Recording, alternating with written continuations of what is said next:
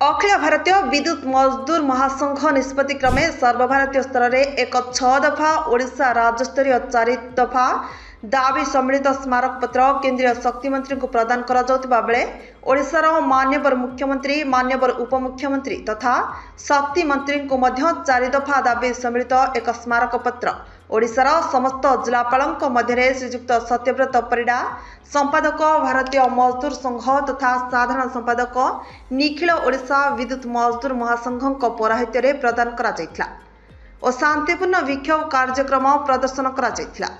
उक्त कार्यक्रम में भारतीय मजदूर संघर वरिष्ठ कर्मकर्ता श्रीजुक्त बसंत साहू एस श्रीनिवास राव भारतीय मजदूर संघ कटक जिला संपादक और निखिल ओडिशा विद्युत मजदूर महासंघ संपादक प्रभुदत्त मिश्र सर्कल संपादक श्रीनिवास आचार्य सुनील पंडा ओडिशा ठिका मजदूर महासंघ उपसभापति और अखिल भारतीय ठिका मजदूर महासंघ संपादक सत्यव्रत स्वाई विभिन्न डिविजन संपादक और अन्य कर्मकर्ता माने उपस्थित थिले।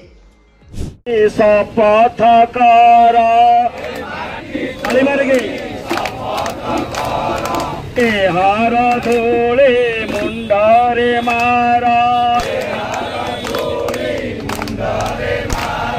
सुना तू भली खांती रे मोर जनम बुईरा माटी रे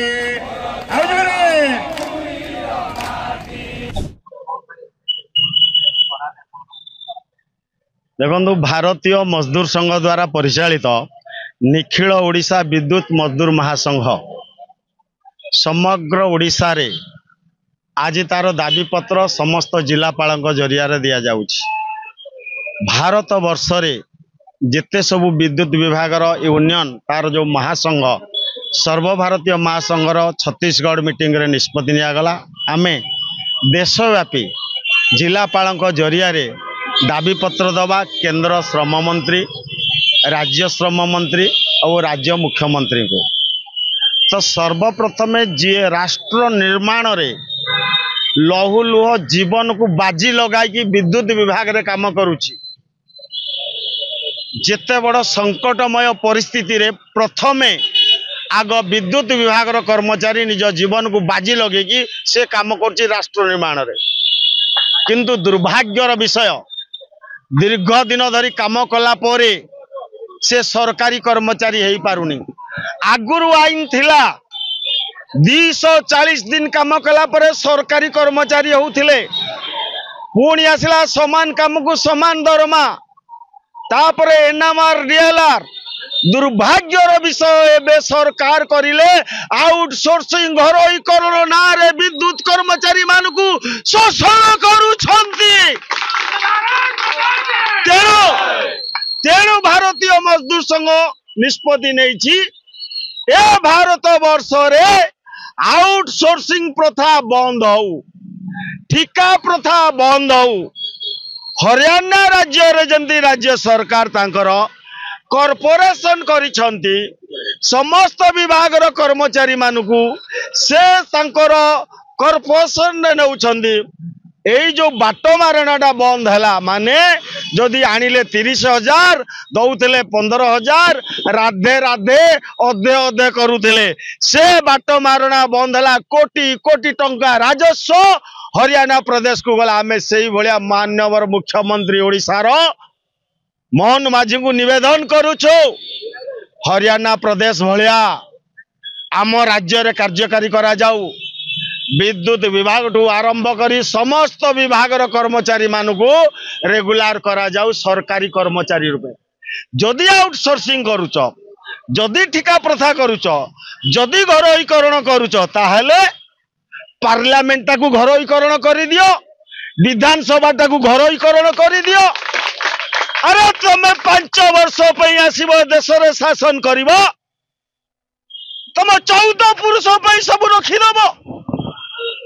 आमर जो माने लहुलुह जीवन जो बंदले काम करिले ना से माने रेगुलार हो पारिले काम कर विद्युत आघात मृत्युवरण करिले प्रोविडेंट फंड डिपोजिट होउनी कुकुर बिल्ले भली आमर व्यवहार करा जाउछि ए श्रमिक मानकु।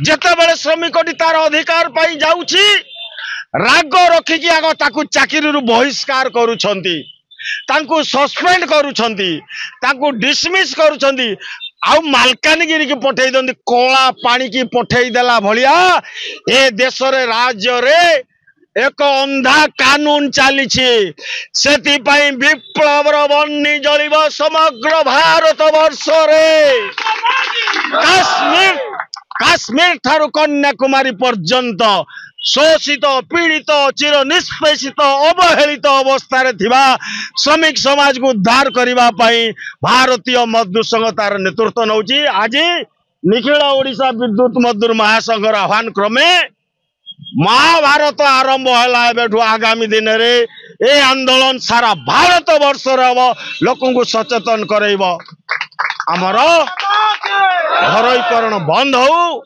ठिका प्रथा बंद हो आउटसोर्सिंग बंद हो ए आंदोलन बीएमएस डाकरा दे। मु प्रभुदत्त मिश्र संपादक अच्छी निखिल ओडिशा विद्युत मजदूर महासंघर एवं जिला संपादक अच्छी कटक जिलार।